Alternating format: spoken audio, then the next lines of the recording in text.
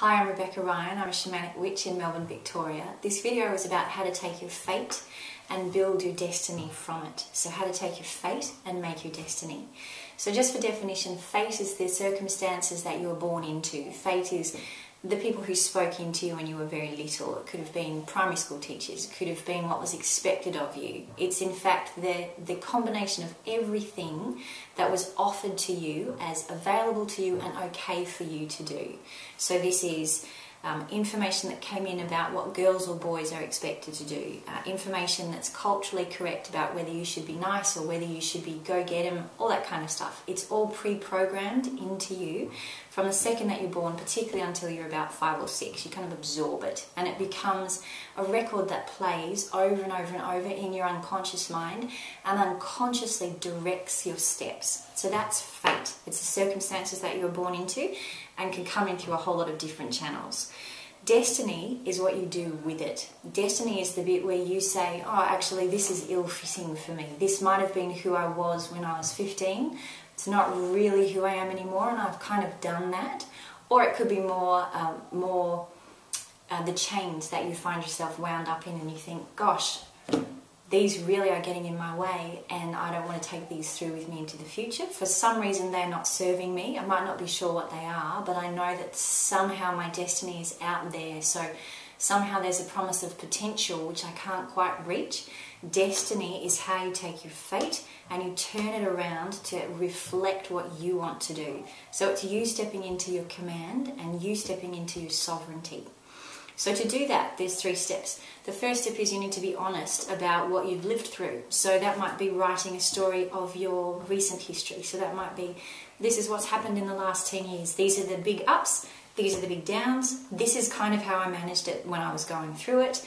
This is how I find myself now. So that might bring up a grieving process. So there might be things in you which you haven't really taken the time to have a good, cold, hard look at, which is enough sometimes for us not ever to step into command of our lives. So first, an honest look about what you've lived through. The second step is to return to others what they gave to you.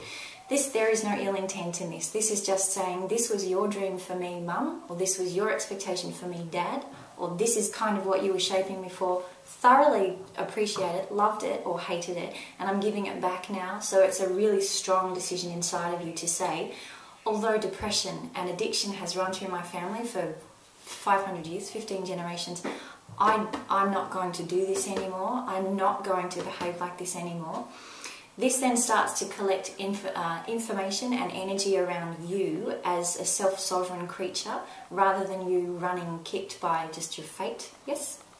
And then the last thing is, and so the third step is planting yourself in a less toxic environment.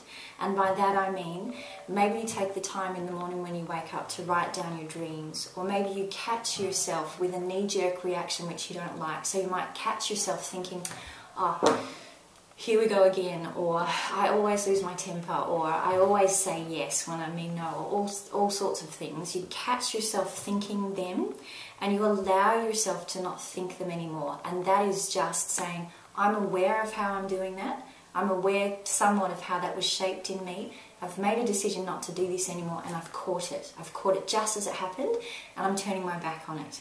So those 3 steps are how you start to amass your energy and your life force around taking what was just served up to you in your fate and reorganizing it to actually get your destiny cracking rather than living in the dreams that other people have given you which may or may not have suited you.